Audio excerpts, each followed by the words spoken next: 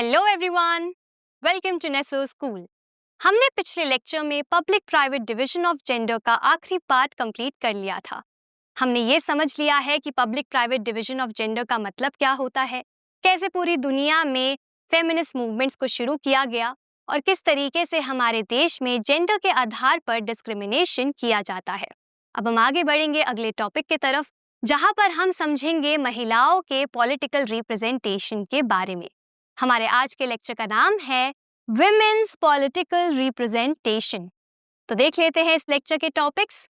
हमारे इस लेक्चर का एक ही टॉपिक होने वाला है जिसका नाम है विमेन्स पॉलिटिकल रिप्रेजेंटेशन, जहां पर हम ये समझेंगे कि क्यों महिलाओं के लिए पॉलिटिकल रिप्रेजेंटेशन जरूरी है और कैसे हमारे देश में एफर्ट्स किए गए महिलाओं को पॉलिटिकल रिप्रेजेंटेशन देने के लिए। ये टॉपिक आपके चैप्टर में यहाँ से लेकर यहाँ तक दिया गया है। तो बिना किसी देरी के शुरू करते हैं और देख लेते हैं हमारा सबसे पहला पॉइंट। यहाँ पर लिखा है Issues related to women's well-being or otherwise are not given adequate attention। मतलब कि महिलाओं के वेलबींग से रिलेटेड, उनके कल्याण से रिलेटेड जो भी इश्यूज हैं, जो भी प्रॉब्लम्स हैं, उनको इतना ज़्यादा अटेंशन नहीं दिया जाता है जितना कि ज़रूरी है। महिलाओं की हेल्थ से रिलेटेड, उनके एजुकेशन से रिलेटेड, हरासमेंट से रिलेटेड या फिर डोमेस्टिक वायलेंस, डिस्क्रिमिनेशन से रिलेटेड जितनी भी बातें हैं, जितने भी इश्यूज हमारी सोसाइटी में, हमारे देश में एग्जिस्ट करते हैं, उन सभी इश्यूज के बारे में उतनी आवाज़ नहीं उठाई जाती है। उन सभी प्रॉब्लम्स पर इतना ज़्यादा ध्यान नहीं दिया जाता है जितना ज़रूरी है। ऐसा नहीं है कि हमारी सोसाइटी में लोगों को नहीं पता कि इस तरीके के इश्यूज एग्जिस्ट करते हैं, या फिर वो नहीं देख सकते कि किस तरीके की प्रॉब्लम्स महिलाओं को फेस करनी पड़ती हैं। सभी लोग इस बारे में जानते हैं, महिलाएं भी जानती हैं, पुरुष भी जानते हैं, लेकिन उसके बावजूद इन सब मैटर्स पर ज़्यादातर आवाज़ नहीं उठाई जाती है और इन मैटर्स के बारे में उतना बात नहीं किया जाता है। पॉलिटिक्स में इश्यूज को रेज नहीं किया जाता है इतना ज़्यादा पॉलिटिक्स में जितना कि ज़रूरी है। देखते हैं अगला point. Feminist and women's movements believe that unless women control power, their problems will not get adequate attention। महिलाओं को ऐसा लगता है, जो फेमिनिस्ट हैं, जो विमेन्स मूवमेंट्स हैं, इन सभी का ये मानना है कि महिलाओं की प्रॉब्लम्स के बारे में, उनके इश्यूज के बारे में तब तक कोई भी कुछ नहीं कर पाएगा जब तक महिलाएं खुद अपने हाथ में पावर नहीं ले लेती। मतलब उनका ये कहना है, उनका ये मानना है कि जब तक महिलाएं खुद कंट्रोल नहीं ले लेती पावर के ऊपर, जब तक महिलाएं खुद पावरफुल नहीं बन जाती, जब तक वो खुद पावर में नहीं आ जाती, सत्ता में नहीं आ जाती, तब तक उनके इश्यूज के बारे में कोई भी बात नहीं करेगा, तब तक उनकी प्रॉब्लम्स को कोई भी सॉल्व नहीं कर पाएगा। उनके इश्यूज के बारे में, उनके प्रॉब्लम्स के बारे में कोई भी कुछ नहीं कर पाएगा जब तक महिलाएं खुद कुछ नहीं करेंगी अपनी प्रॉब्लम्स के लिए। इसीलिए फेमिनिस्ट का, विमेन मूवमेंट्स का ये मानना है, उनका ये बिलीफ है कि जब तक महिलाओं के हाथ में हम कंट्रोल नहीं दे देते, जब तक महिलाओं के हाथ में हम पावर नहीं दे देते, तब तक उनके प्रॉब्लम्स को रिकॉग्नाइज नहीं किया जाएगा, उनकी प्रॉब्लम्स को अटेंशन उतना ज्यादा नहीं मिलेगा। देखते हैं नेक्स्ट पॉइंट।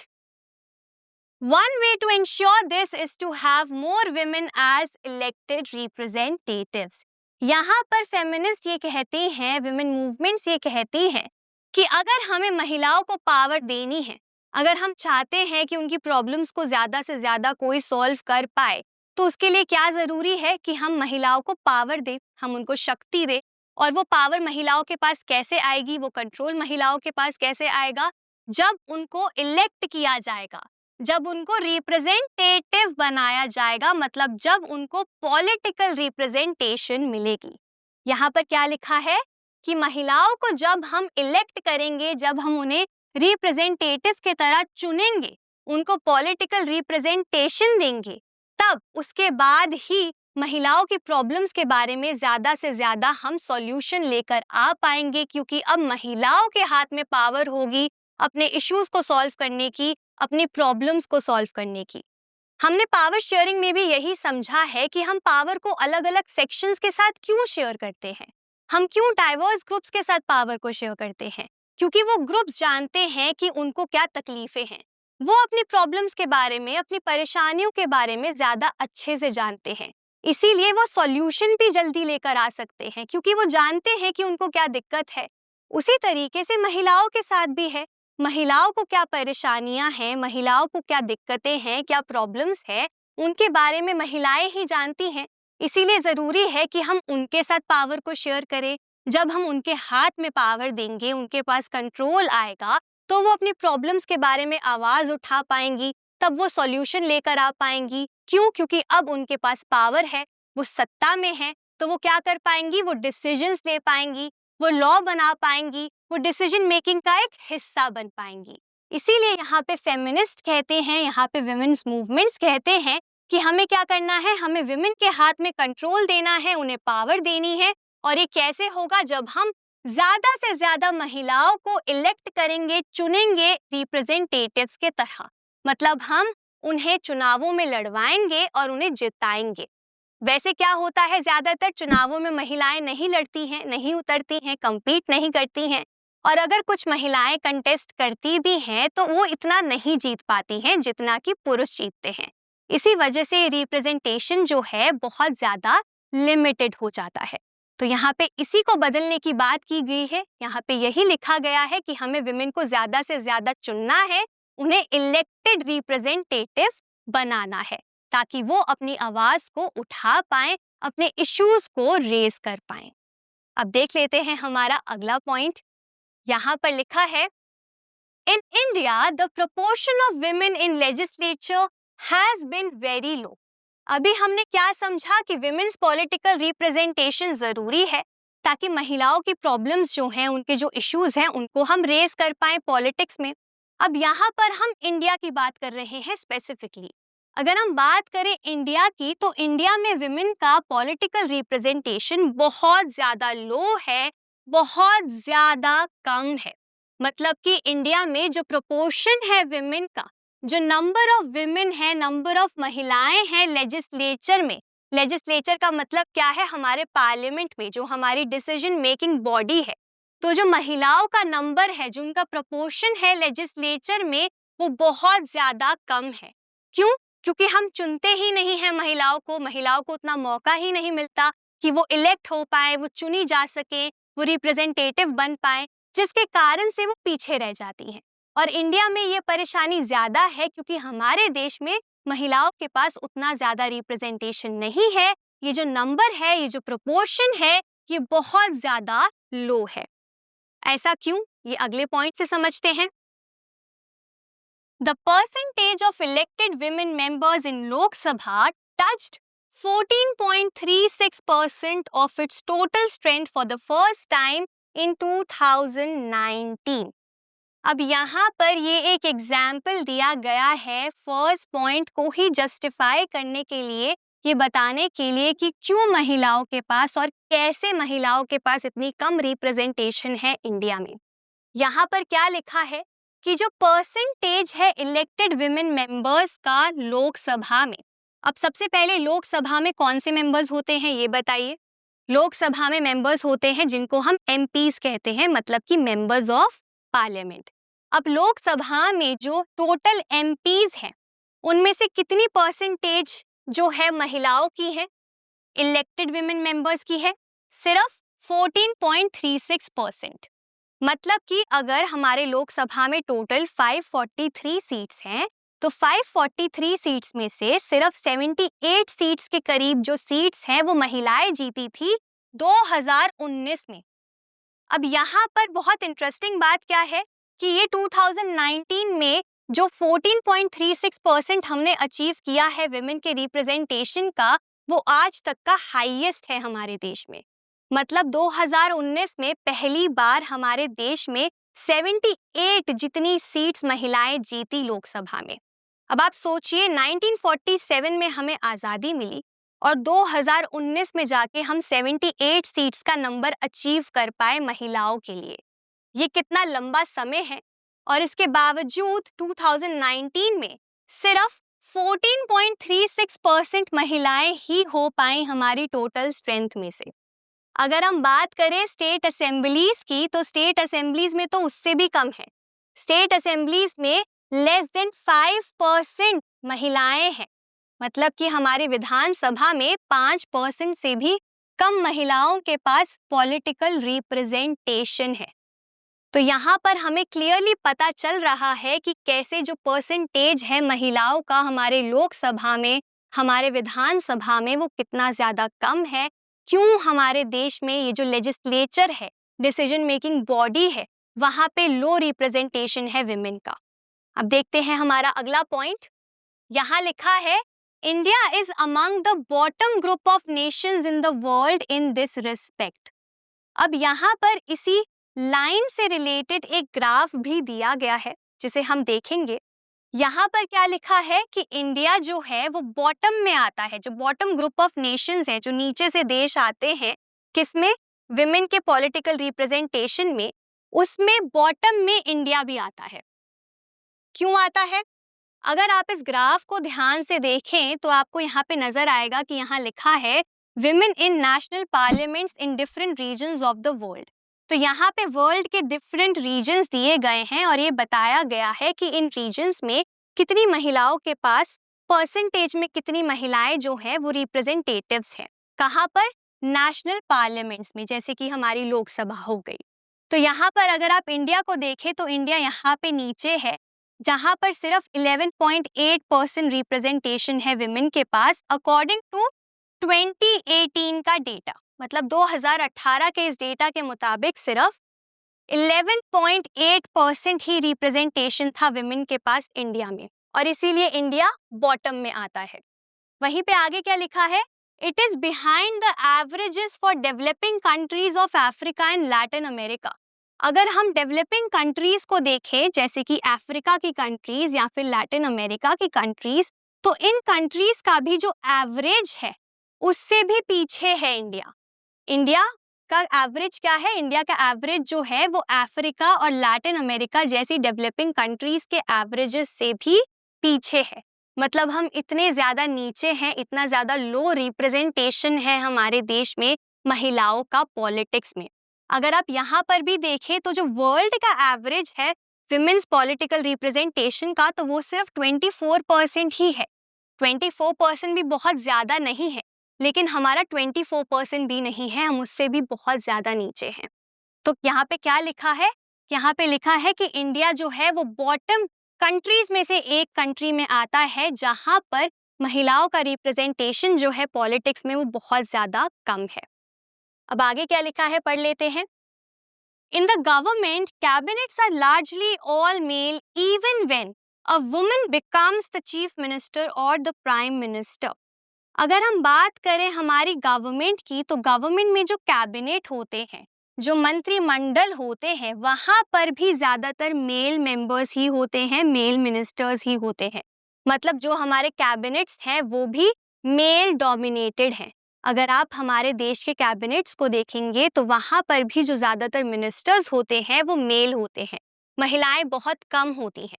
और कैबिनेट बहुत ज्यादा इंपॉर्टेंट रोल निभाता है हमारे देश में, हमारी सरकार में, क्योंकि यहाँ पर इंपॉर्टेंट डिसीजंस लिए जाते हैं। ये प्राइम मिनिस्टर को क्या करते हैं, एडवाइस भी देते हैं, और इनके पास बहुत इंपॉर्टेंट पोर्टफोलियोज होते हैं। मतलब ये हमारे देश के बहुत इंपॉर्टेंट जो विभाग होते हैं, जैसे कि होम अफेयर्स, फॉरेन रिलेशंस, इन सबको ये देखते हैं।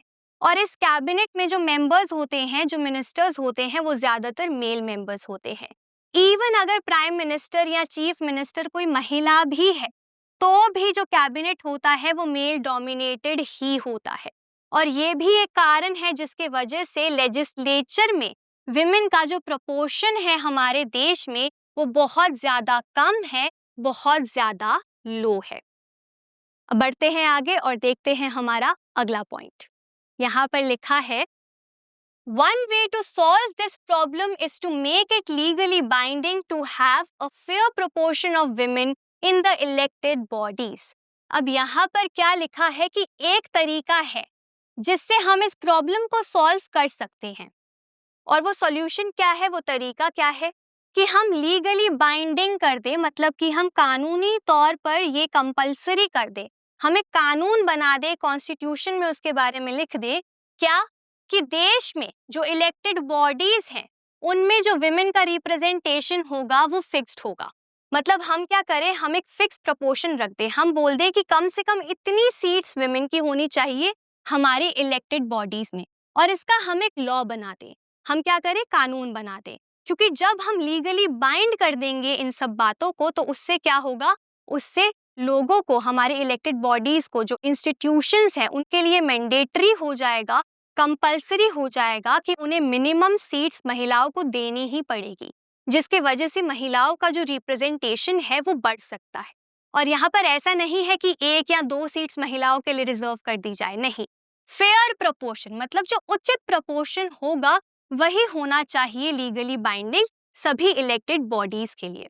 और यही सॉल्यूशन है जिसके थ्रू हम महिलाओं के रिप्रेजेंटेशन को बढ़ा सकते हैं, क्योंकि अगर कानून होगा तो ही लोग मानेंगे, तो ही रिप्रेजेंटेशन दिया जाएगा महिलाओं को।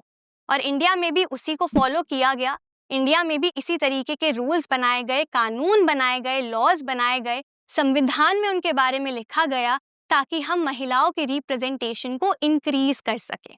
कैसे? नेक्स्ट पॉइंट देख लेते हैं। This is what the Panchayati Raj has done in India.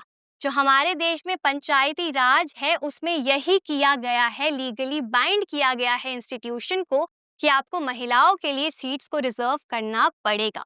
यहाँ क्या लिखा है, 1/3 of the seats in local government bodies in panchayat and municipalities are now reserved for women. आप सभी को याद होगा, हमने जब डिसेंट्रलाइजेशन पढ़ा था तो उसमें हमने ये पढ़ा था कि कैसे एक अमेंडमेंट हुआ था जिसके बाद कुछ मेजर स्टेप्स लिए गए थे, और उसी में से एक स्टेप ये भी था कि हम 1/3 पोजीशंस को, 1/3 सीट्स को रिजर्व कर देंगे महिलाओं के लिए लोकल गवर्नमेंट बॉडीज में। तो यहाँ पर उसी के बारे में लिखा गया है कि हमने क्या किया, हमने लोकल गवर्नमेंट बॉडीज के लिए कंपल्सरी कर दिया, हमने लीगली बाइंडिंग कर दिया इन लोगों के लिए कि आपको 1/3 सीट्स महिलाओं को देनी पड़ेंगी, उनके लिए रिजर्व करनी पड़ेंगी। और इसी वजह से क्या हुआ, इसी वजह से now there are more than 10 lakh elected women representatives in rural and urban local bodies.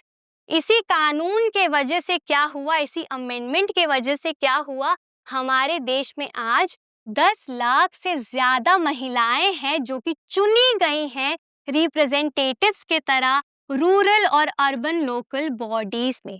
जो नंबर पहले बहुत ही कम था, बहुत ही मिनिमल था, आज वो नंबर इंक्रीज हो चुका है और आज 10 लाख से ज्यादा महिलाएं हमारे देश में रूरल और अर्बन बॉडीज में रिप्रेजेंट कर रही हैं बाकी की महिलाओं को।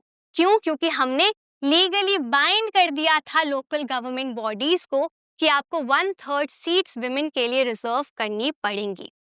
अब जब हमने पंचायती राज के थ्रू हमने लोकल गवर्नमेंट बॉडीज में रिजर्वेशन दिया महिलाओं को, तो उसके बाद कई फेमिनिस्ट ने, कई महिलाओं ने ये भी बोला कि अब आप लेजिस्लेचर में, अब आप पार्लियामेंट में भी चेंज लेकर आए, अब आप वहां पर भी, मतलब लोकसभा में भी अब आप महिलाओं को रिजर्वेशन दीजिए, वहां पर भी महिलाओं का रिप्रेजेंटेशन बढ़ाइए। क्योंकि हमने अभी देखा कि कैसे 2018 में सिर्फ 11.8% रिप्रेजेंटेशन था, 2019 में हाईएस्ट हमारा 14.36% था, जो कि बहुत ही कम है। हमारे देश की आबादी देखिए, हमारा देश कितना बड़ा है, हम सबसे बड़ी डेमोक्रेसी है, और फिर भी हमारे देश में जो पॉलिटिकल रिप्रेजेंटेशन है महिलाओं का वो इतना कम है। इसीलिए एक बिल को लाने की कोशिश की गई जिस बिल का नाम था विमेन रिजर्वेशन एक्ट, लेकिन इस बिल को पास नहीं किया जा रहा था बहुत सालों तक। लेकिन 2023 में इस बिल को पास किया गया और एक एक्ट बनाया गया। तो चलिए इस एक्ट के बारे में पढ़ लेते हैं। यहाँ लिखा है, इन 2023 नारी शक्ति वंदन अधिनियम women's reservation act 2023 has been passed, which will give 33% reservation of seats for women in Lok Sabha, state legislative assemblies and also Delhi Assembly। तो 2023 में क्या हुआ, उस बिल को पास किया गया, एक एक्ट बनाया गया जिसका नाम है नारी शक्ति वंदन अधिनियम। जिसको हम विमेन्स रिजर्वेशन एक्ट भी बोलते हैं। और इस एक्ट में अब क्या हो गया है कि 33% रिजर्वेशन सीट्स में आपको देना पड़ेगा, मतलब कि 1/3 रिजर्वेशन ऑफ सीट्स आपको करना पड़ेगा महिलाओं के लिए, विमेन के लिए, लोकसभा में, स्टेट लेजिस्लेटिव असेंबलीज में और दिल्ली असेंबली में भी। हमारी कैपिटल सिटी की जो असेंबली है, जो कि एक यूनियन टेरिटरी भी है, यहाँ की असेंबली में भी लोकसभा और स्टेट लेजिस्लेटिव असेंबलीज के साथ साथ 33% रिजर्वेशन होगा सीट्स का महिलाओं के लिए। और ये एक बहुत ही बड़ा अचीवमेंट भी है हमारे देश के लिए, क्योंकि इसी के साथ अब लेजिस्लेचर में हमने क्या किया है, हमने विमेन का रिप्रेजेंटेशन बढ़ा दिया है। अब हमने कंपल्सरी कर दिया है, हमने लीगली क्या कर दिया है, कंपल्सरी कर दिया है, बाइंड कर दिया है इंस्टीट्यूशंस को कि उन्हें 33% सीट्स जो हैं वो रिजर्व करनी ही पड़ेंगी महिलाओं के लिए इन सभी इंस्टीट्यूशंस में, इन सभी इलेक्टेड बॉडीज में, जिसकी मदद से अब ये जो जेंडर का गैप है पॉलिटिक्स में वो भी रिड्यूस हो सकता है। महिलाओं के इश्यूज के बारे में भी अब आवाज उठाई जा सकती है, हम उसके लिए डिसीजंस ले सकते हैं, सॉल्यूशंस लेकर आ सकते हैं। महिलाएं खुद डिसीजन मेकिंग का पार्ट बन सकती हैं, एक हिस्सा बन सकती हैं। और इसी तरीके से इंडिया में हमने क्या किया, विमेन के पॉलिटिकल रिप्रेजेंटेशन को बढ़ाने की कोशिश करी। अब कई बार आपके एग्जाम में ये सवाल पूछा जाता है कि इंडिया में विमेन्स के पॉलिटिकल रिप्रेजेंटेशन का क्या स्टेटस है। तो अगर एग्जाम में आपसे स्टेटस पूछा जाता है तो वहाँ पर आप यही सारे पॉइंट्स लिखकर आएंगे। आप वहाँ पर ये बताएंगे कि कैसे हमारे देश में लोकसभा में और स्टेट लेजिस्लेटिव असेंबलीज में विमेन का रिप्रेजेंटेशन बहुत ज़्यादा लो है, जिसको बदलने के लिए अब हमारे देश में एक नया एक्ट भी आया है 2023 में, जहां पर हमें 33% रिजर्वेशन देना पड़ेगा सीट्स में महिलाओं को। उसके बाद आप ये भी बताएंगे कि कैसे हमारी लोकल गवर्नमेंट बॉडीज में, जैसे कि पंचायत और म्यूनिसिपैलिटीज में भी 1/3 सीट्स को रिजर्व किया गया है महिलाओं के लिए। ये सभी एफर्ट्स लिए गए हैं, किए गए हैं, लेकिन फिर भी महिलाओं का अभी भी पॉलिटिकल रिप्रेजेंटेशन हमारे देश में बहुत लिमिटेड है, बहुत कम है। और इसी तरीके से आप अपना आंसर फ्रेम करेंगे। इसी के साथ आगे बढ़ते हैं हमारे अगले पॉइंट के तरफ। यहाँ पर लिखा है, Gender division is an example that some form of social division needs to be expressed in politics.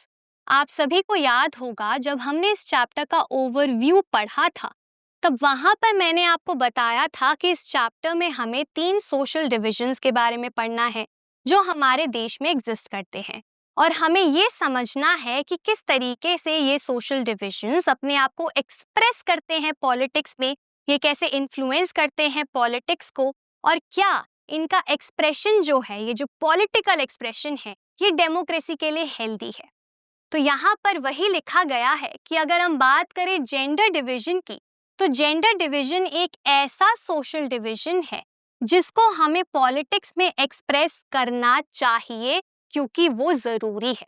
क्यों ज़रूरी है कि हम जेंडर डिवीजन को, जो कि एक सोशल डिवीजन है, उसे हम पॉलिटिक्स में एक्सप्रेस करें? क्योंकि हम इसी के ज़रिए महिलाओं को क्या कर सकते हैं, एम्पावर कर सकते हैं। हम इसी के थ्रू, पॉलिटिक्स के थ्रू ही हम जेंडर डिवीजन को ख़त्म कर सकते हैं, हम जेंडर गैप को रिड्यूस कर सकते हैं। हमने पहले भी पढ़ा है फेमिनिस्ट मूवमेंट्स के दौरान कि कैसे फेमिनिस्ट मूवमेंट्स के वजह से, प्रोटेस्ट के ज़रिए, मूवमेंट्स के ज़रिए, पॉलिटिकल एक्सप्रेशन और मोबिलाइजेशन के ज़रिए महिलाओं को उनके अधिकार मिले, उनको वो दर्जा मिला जो आज उनके पास है। और वो क्यों? क्योंकि पॉलिटिकल एक्सप्रेशन था जेंडर डिवीजन का। इसीलिए ज़रूरी है कि हम जेंडर डिवीजन को एक्सप्रेस करें पॉलिटिक्स में। सभी सोशल डिवीजन सही नहीं होते डेमोक्रेसी के लिए, और सभी का पॉलिटिकल एक्सप्रेशन भी सही नहीं होता, हेल्दी नहीं होता। लेकिन अगर हम बात करें जेंडर डिवीजन की, तो जेंडर डिवीजन एक पॉजिटिव डिवीजन है जिसके बारे में हमें बात करनी चाहिए पॉलिटिक्स में। ऐसा क्यों? क्योंकि disadvantaged groups do benefit when social divisions become a political issue. जब हम इस सोशल डिवीजन की बात करते हैं पॉलिटिक्स में, जब हम जेंडर डिवीजन के मुद्दे को उठाते हैं पॉलिटिक्स में और इसे एक पॉलिटिकल इशू बनाते हैं, तो उससे क्या होता है, जो डिसएडवांटेज्ड ग्रुप्स हैं, जो कि महिलाओं का ग्रुप है, उनको फायदा होता है। तो जब हम सोशल डिविजन्स के बारे में बात करते हैं पॉलिटिक्स में, तो हम क्या करते हैं, हम बेनिफिट करते हैं उन डिसएडवांटेज्ड ग्रुप्स को, उन ग्रुप्स को जो पीछे रह चुके हैं, जिनको बहुत सालों से नुकसान हो रहा है। इसीलिए क्या करते हैं, हम पॉलिटिक्स के थ्रू उन्हें बेनिफिट करते हैं। और इसी बेनिफिट के वजह से इस तरीके के सोशल डिविजन्स जो हैं वो अच्छे होते हैं, वो हेल्दी होते हैं डेमोक्रेसी के लिए। क्योंकि यहाँ पर हम क्या कर रहे हैं, हम जेंडर डिवीजन के इशू को जब रेस कर रहे हैं पॉलिटिक्स में, तो उससे हम महिलाओं को क्या दे रहे हैं, अपॉर्चुनिटी दे रहे हैं, हम उन्हें रिप्रेजेंटेशन दे रहे हैं, जो कि एक बहुत इंपॉर्टेंट और फंडामेंटल पार्ट है डेमोक्रेसी का। इसीलिए जेंडर डिवीजन जैसे सोशल डिविजन्स को पॉलिटिक्स में एक्सप्रेस करना गलत नहीं है। अब यहाँ पर एक बहुत ही इंपॉर्टेंट सवाल है आप सभी के लिए। वो सवाल है that do you think that women could have made the gains we noted above if their unequal treatment was not raised in the political domain? हमने इस क्वेश्चन को पहले भी डिस्कस किया है, लेकिन अब मैं चाहती हूँ कि आप सभी इस सवाल का जवाब मुझे कमेंट सेक्शन में करके बताइए। यहाँ पर आपसे पूछा गया है कि क्या आपको लगता है कि अगर हम महिलाओं के अनइक्वल ट्रीटमेंट के बारे में पॉलिटिकल डोमेन में आवाज ना उठाते, तो महिलाओं को वो गेन हो पाता, वो बेनिफिट मिल पाता जो आज उन्हें मिल रहा है? इसका जवाब आप सभी मुझे बताइए कमेंट सेक्शन में। इसी के साथ हमारा ये टॉपिक, जिसका नाम था विमेन्स पॉलिटिकल रिप्रेजेंटेशन, यहीं पर खत्म होता है। मैं उम्मीद करती हूँ आप सभी को ये लेक्चर अच्छा लगा होगा, ये टॉपिक भी अच्छे से समझ आ गया होगा। इसी के साथ हमारा इस चैप्टर का सबसे पहला पार्ट, जिसका नाम था जेंडर एंड पॉलिटिक्स, यहीं पर खत्म होता है। आज के लिए बस इतना ही। अब मैं मिलूंगी आपसे अगले लेक्चर में एक नए इंटरेस्टिंग टॉपिक के साथ, जहां पर हम इस चैप्टर के सेकंड पार्ट को, मतलब रिलीजन, कम्युनलिज्म एंड पॉलिटिक्स की शुरुआत करेंगे। Thank you.